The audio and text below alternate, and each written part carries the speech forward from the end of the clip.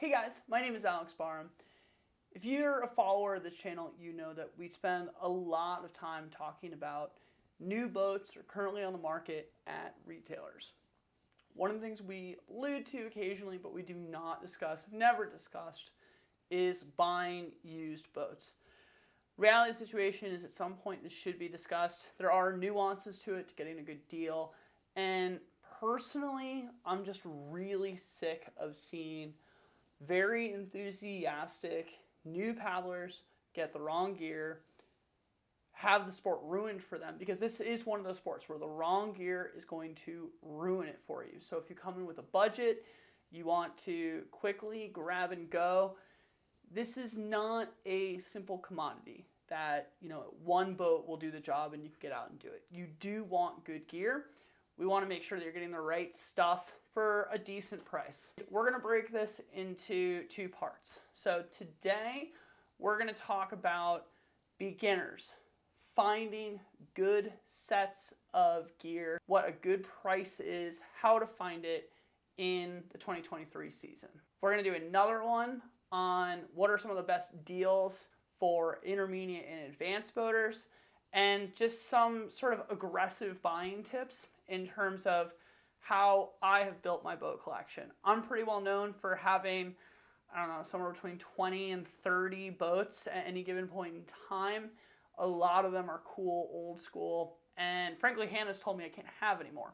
So it doesn't hurt me anymore to divest this information, teach you these tips, and help you get good deals. So let's dive in. All right, so for starters, we are going to go to one of my favorite websites. It's called Search Tempest.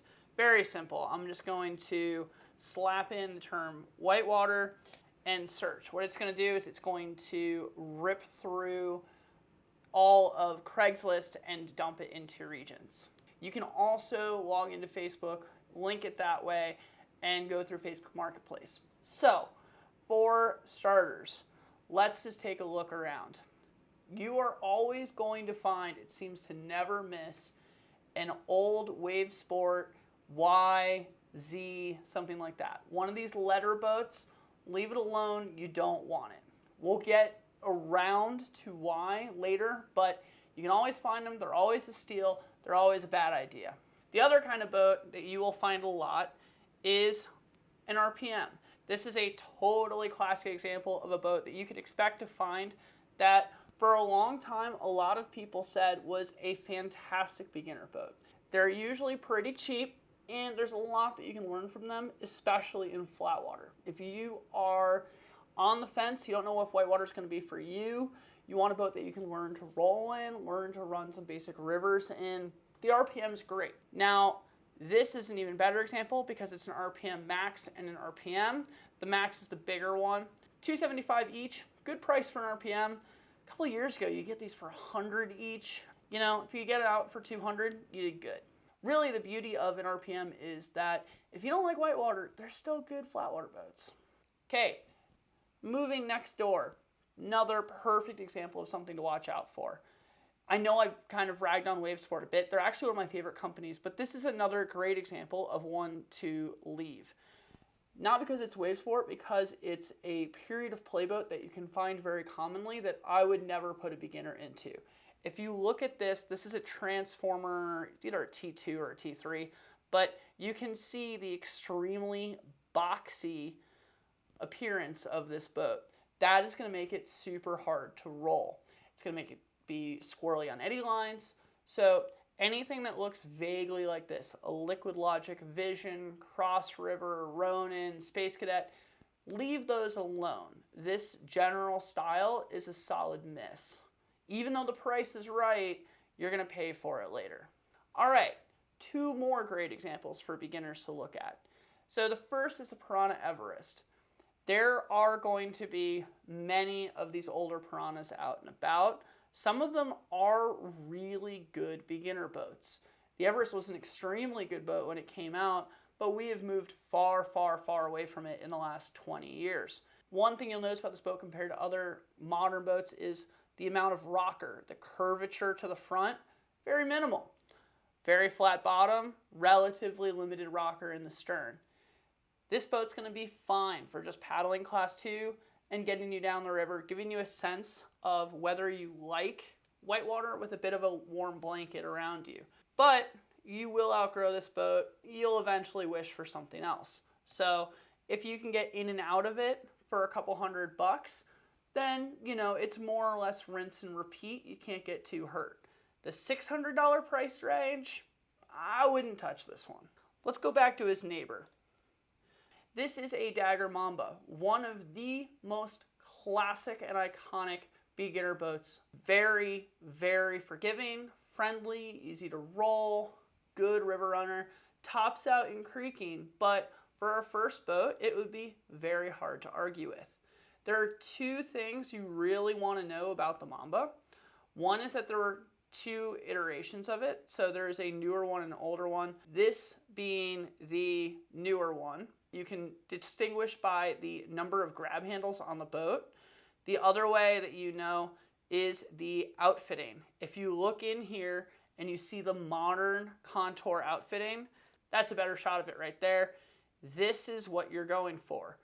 Any Dagger boat that has this in it is top of the line, best in market outfitting. It's always something to consider when looking at used boats. So for a beginner, is a Mamba a good buy? Always. Always a good buy as long as it fits and the price is right. This one at $750, top of the range. If it's stored well, no oil canning, good buy. Now, one thing you'll notice about this ad is there's stuff coming with it for that $750. Very important that you look at what you're actually getting. There's no point spending money if the gear being tossed in is garbage. That wetsuit, garbage. Just take that out of the math, doesn't matter. The paddle is a bit questionable. It looks like it might be one of the modern ATs. We're just gonna call it good enough. Odds are as a beginner, you're gonna break it, lose it, something. The skirt, decent skirt, you got some outfitting, and you've got some float bags. Those are gonna be great. The NRS ones have a lifetime warranty. They're extremely well made. So for that $750, where we said, this is a bit of a top of a price. If you say $150 for the paddle, $50 for the bags, $100 to $150 for the skirt, you're doing great. Next up is another classic that you always seem to find. Let's have a look at this Perception Pirouette. Now the Pirouette, especially the Super Sport, is an iconic old school boat. These were, in the grand scheme of things, some of the earliest plastic boats. Back in the day, you used to make your own fiberglass whitewater boats with a rented mold in your garage. That being said, you don't want to paddle one now, so I don't care if it's $200. Leave all of these old school ones alone. If in doubt, the seat is a really good indicator. These seats are pretty easy to spot. If it's that color, just don't mess with it. Oh, well, this is an interesting one I wasn't expecting to find, but there are actually a couple sit on top whitewater kayaks. So these are attractive because theoretically you may not need to be able to roll to get into paddling. My first experience paddling whitewater was on a sit on top, and it let me, as a 9 or 10-year-old kid, just go and run class 3 and surf waves and do all sorts of stuff.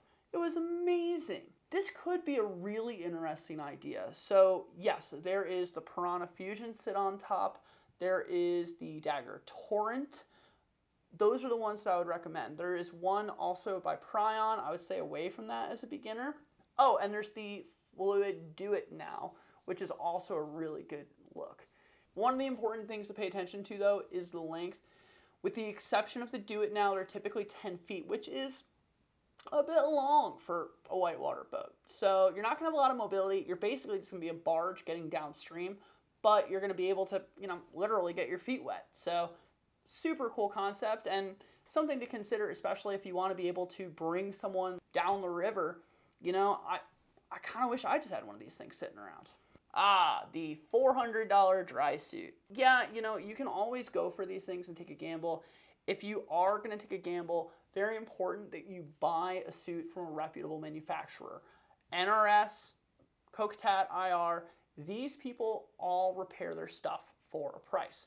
So if you do buy something and it is broken or breaks quickly, which there's a very, very real chance of that happening, yeah, you know, you might be able to salvage it. You do want something that's recently manufactured. You do not want to go buying something that's ancient. I have seen people buy new gaskets, toss stuff into them, dump a bunch of money onto a cheap suit, and then get nothing back in return. Because if it's done, you can't sell it again. Ooh, what have we got here? An Outlaw and an Ego. Okay, two interesting boats.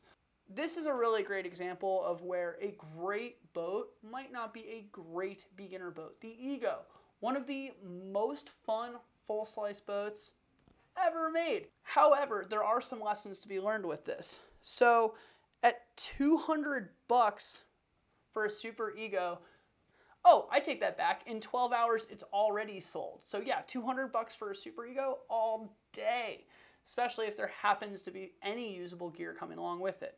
But let's talk about what was really in this deal. So NRS bungee skirt, awesome buys. These are amazing for beginners. I use these things. They last forever. You basically have to put a piece of metal through the side of it to puncture it. They otherwise will go and go and go. Whereas these old school LC1s, they have not been made in about 20 years. They will nowadays just disintegrate. This helmet, I think this one is far enough gone that you get my point with where I'm going to go here, but never, ever, ever, ever use a random helmet that you bought off of Craigslist. I've got a video called Don't Buy This Gear, goes really deep into why this is a god-awful idea. So even if you're going to buy a boat, a paddle, a dry suit, anything like that, you still should be buying direct with tags on it.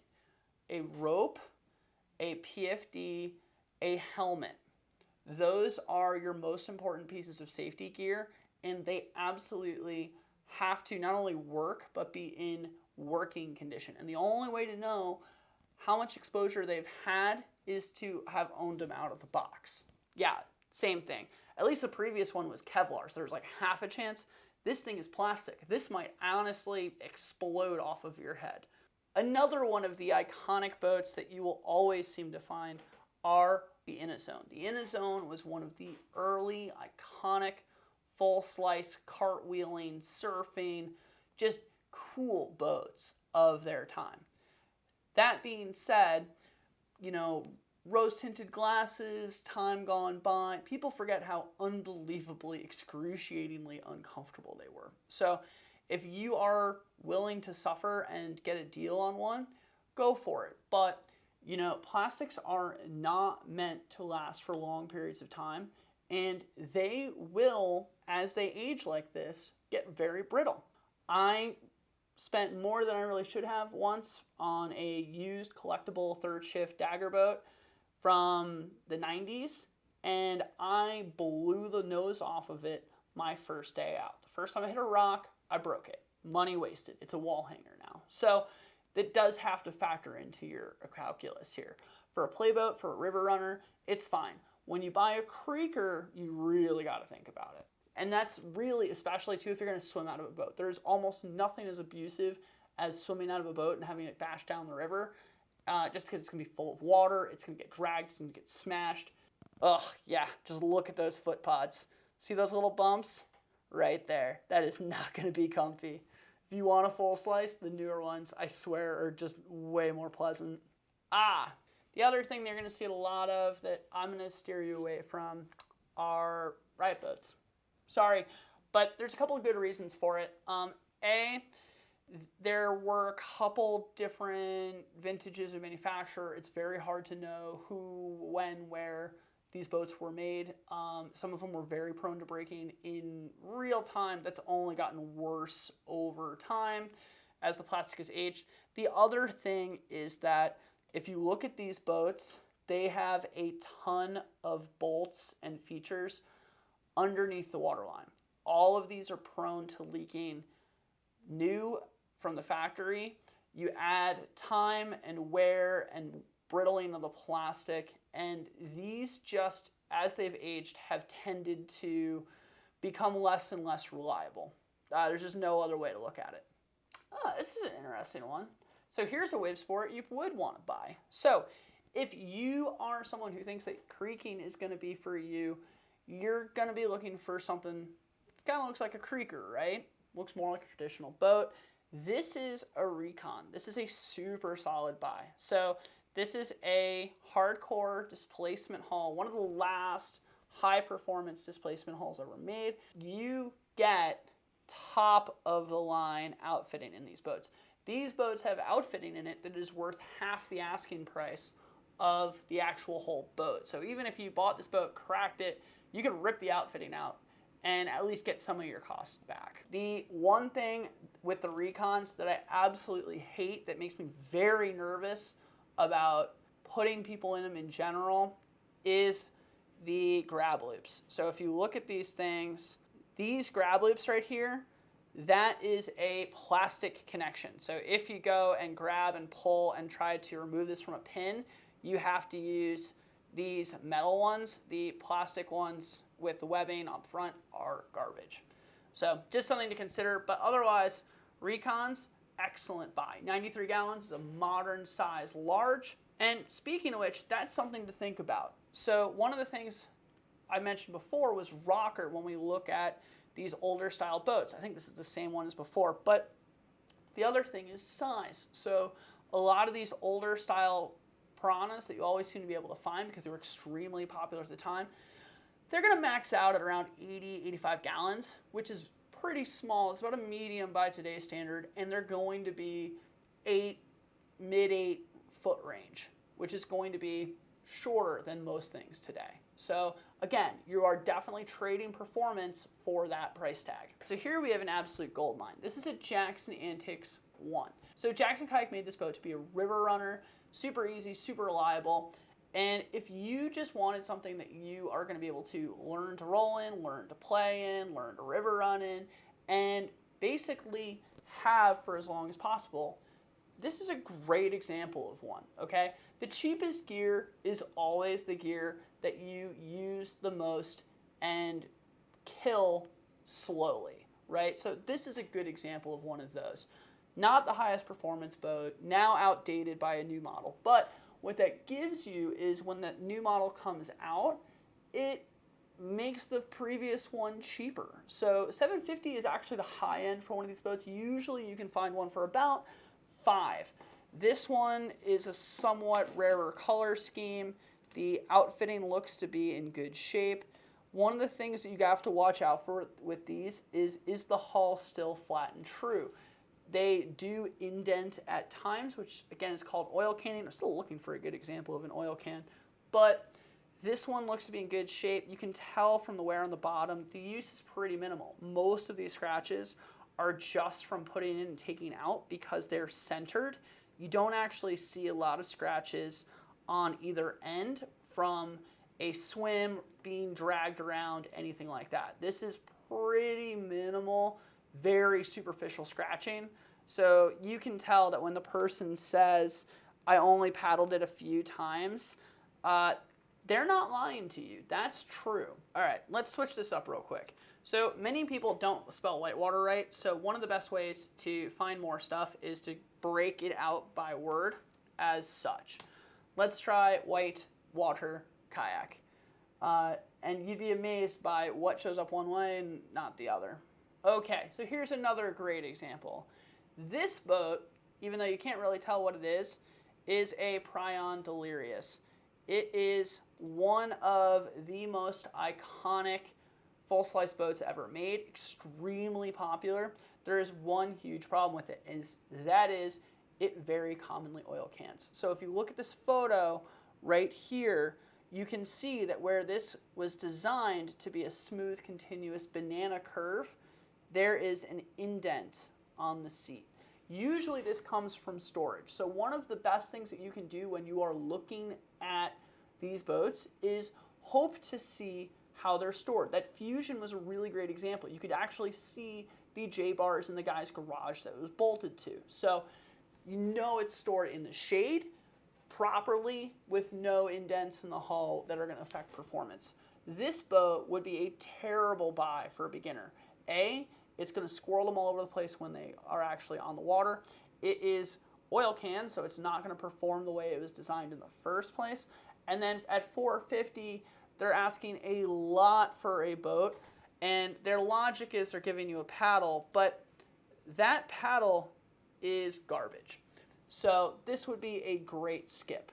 Leave it for an advanced boater who's going to go and drive the price down and then beat that boat into the ground as it so badly wants to be loved to death. Ah, look at this Nomad. Okay, so another good boat to look at. So just like when we talked about the Mamba, there are two different versions of the Nomad, okay?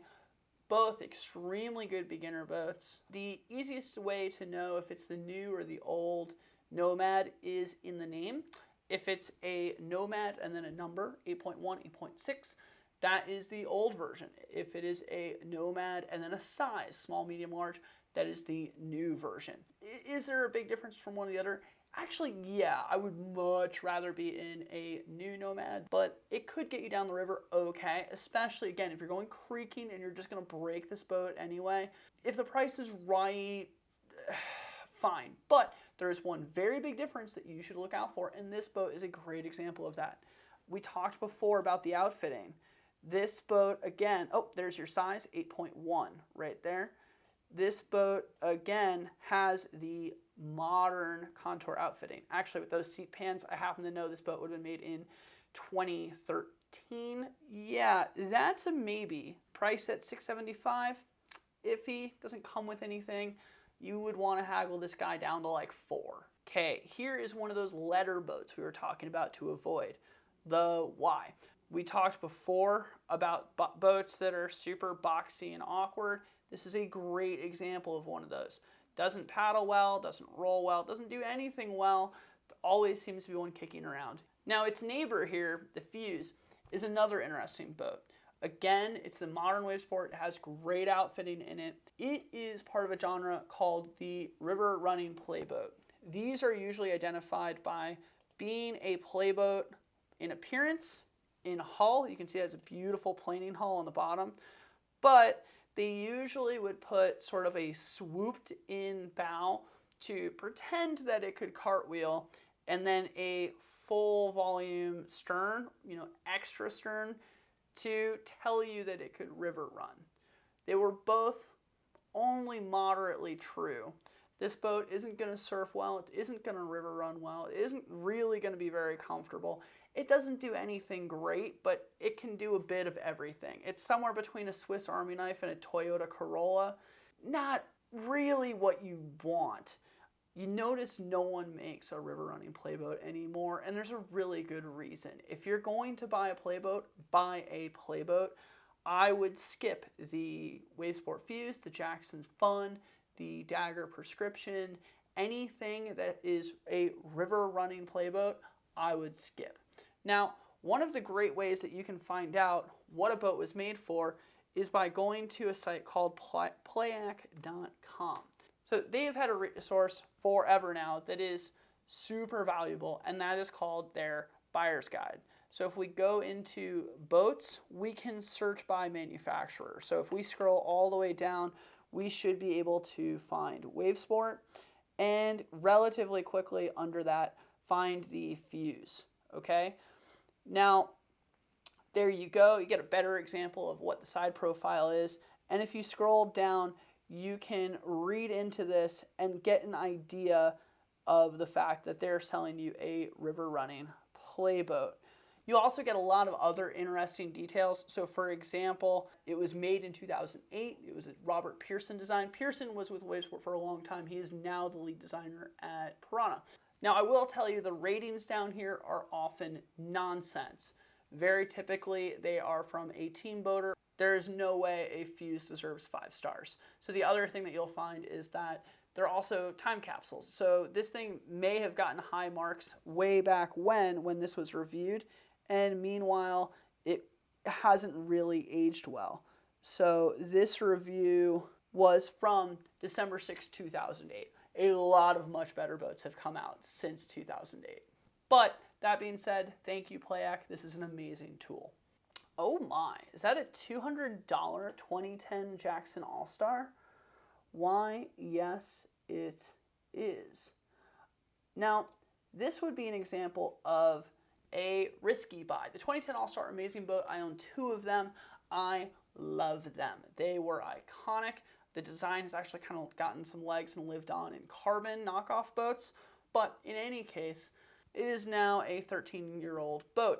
This is really going to come down to storage and come down to the period. In this case, as good a deal as this $200 boat is, it had some outfitting issues. You can see in here that it has the old dowel rod style of outfitting, older rope for the jam cleats, airbag-based outfitting, which all may or may not leak. So for that $200, you might wind up getting a boat that needs kind of one of everything, isn't good at anything, and might crack. So unfortunately, as much as I love the 2010 All-Star, I probably wouldn't buy this boat.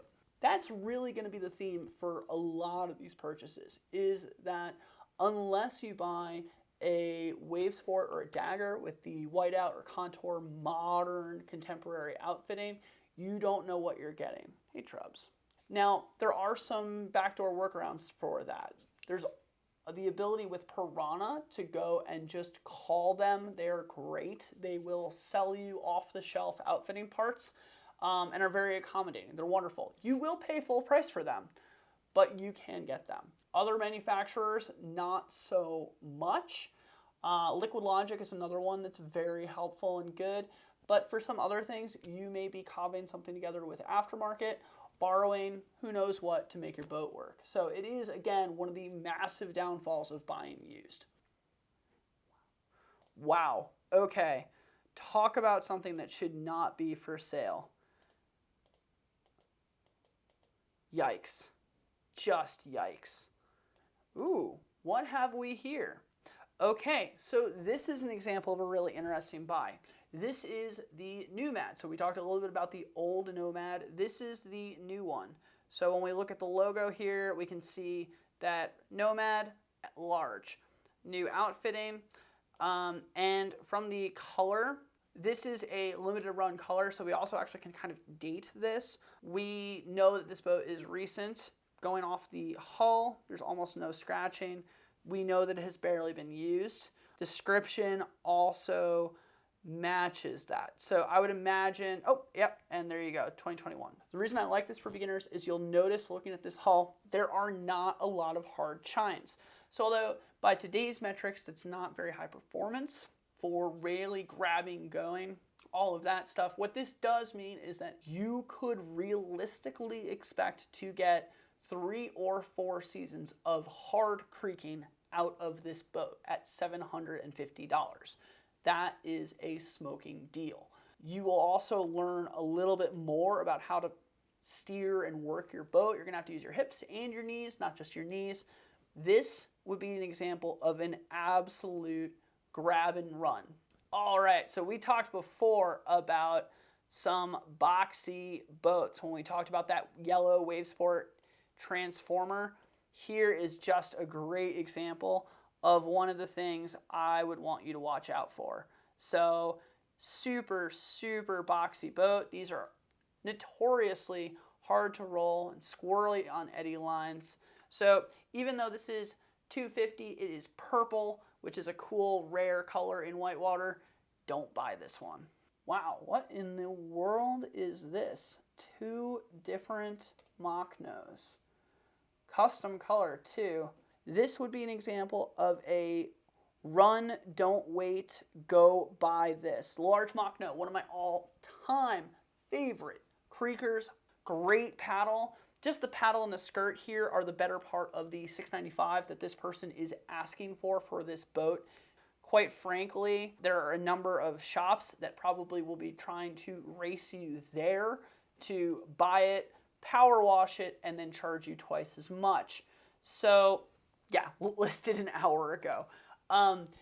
Patience pays off with buying used. I don't think that that should be a wild, groundbreaking statement. So one thing that you're gonna see a lot of is examples like this. Here you've got 4 boats.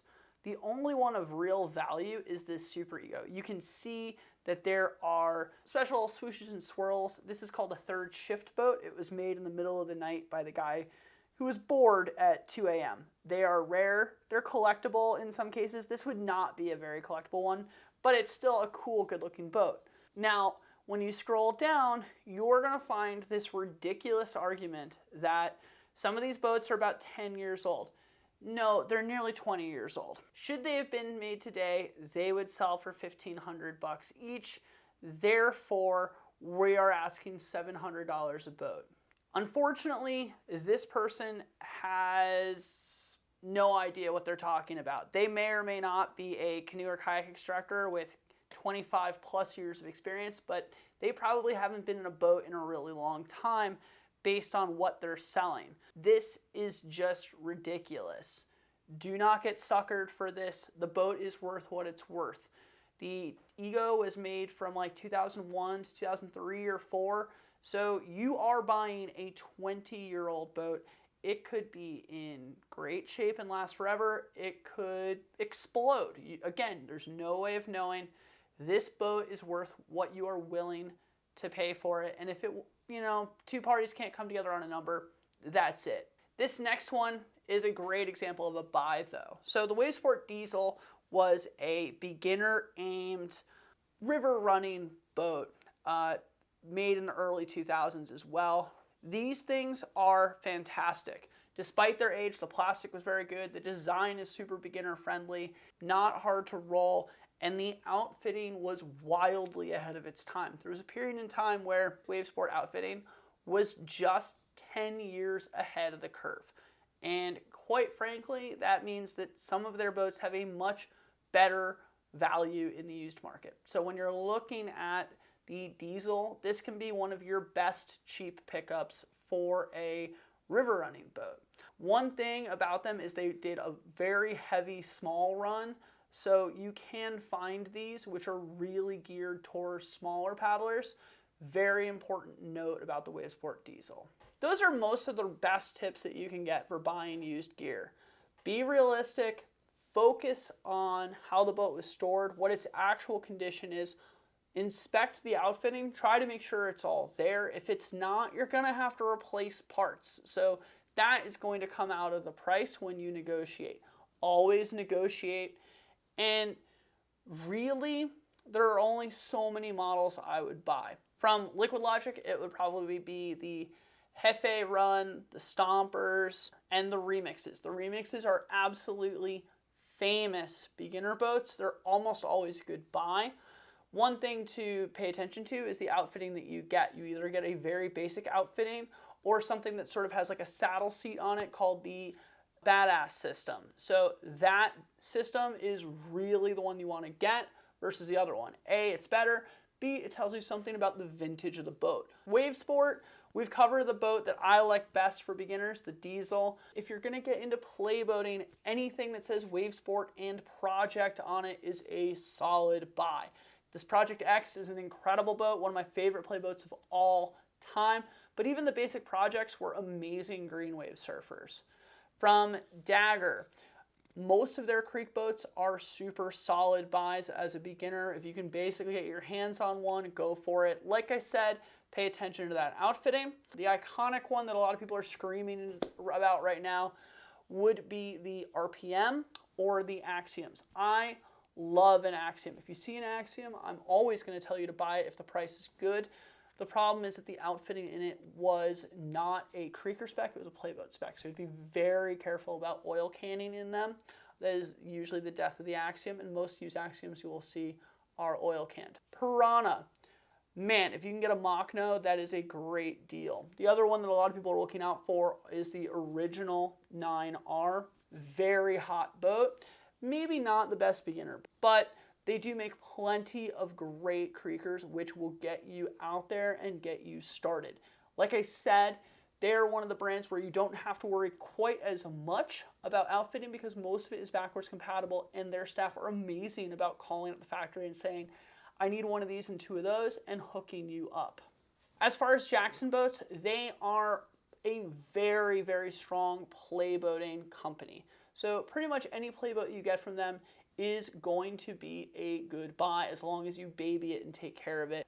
That being said, pay attention to the outfitting. Everything that is inflatable, beanbag related, their happy seats, their sweet cheeks, all of that stuff can leak and can then need to be replaced with foam.